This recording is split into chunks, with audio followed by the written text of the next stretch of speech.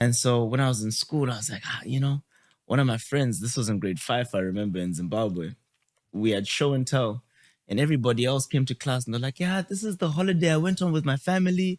This is the scrapbook I made. And he was like, oh, this is a beat I made, and started freestyle rapping in grade 5. I said, Wow. hey, What he did? I said, what's that? He was like, it's a beat. He was like, I made the beat. I was like, what do you mean you made the beat? He was like, yeah, my brother gave me this program called Fruity Loops.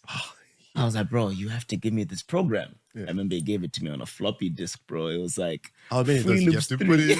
That's insane. People won't know 100. anything about the floppy. No.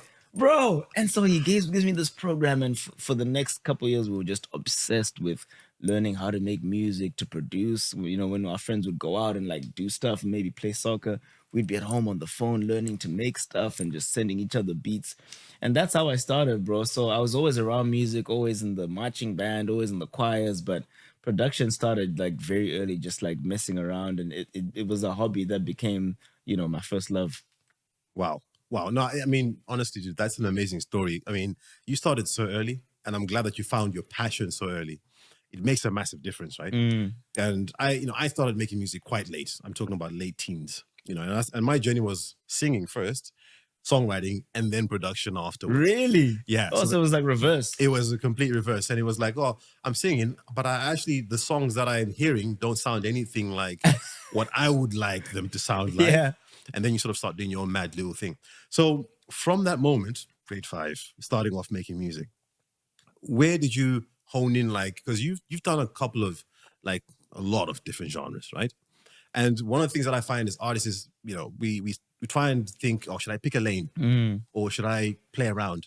One of the things that you mentioned to me, and I think when I read in your bio, it says, you are someone who's very interested in the cultural intersections Yes. of music and culture.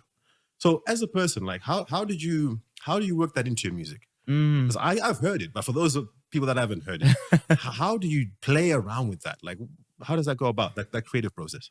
Yeah, I think for me, bro, and it's like, I'm sure you remember this, that like growing up in Zim, for us, the MTV and the music stations were just so borderless as far as genres go.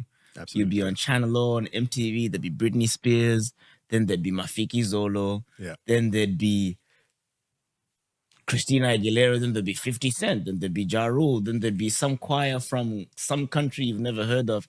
And you just consume and you watch all of it, and you're just getting bombarded with so many different cultures and languages and places. So I didn't really grow up thinking of genres in that sense, or thinking of music or styles in a traditional sense as boxes. It was just more, I always loved just seeing different styles and different inspirations from different places.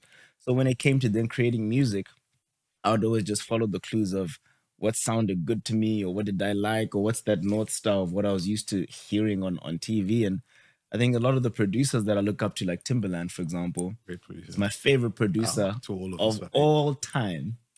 Shout out He's a Timbo. legend. I said He's what an I said. absolute legend. Yeah. And he would always fuse like Arabian flutes with like hip hop drums, and maybe get a choir from India and mix it with like a Baltimore bounce.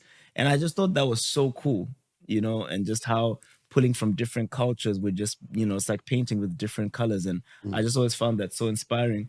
So when it came to making music and producing music, I just always am so excited by what are the possibilities of blending different worlds. It's like when you meet people and you say, if one day when I meet a guy from China, who knows what he's gonna tell me about that isn't a part of my awareness or my experience.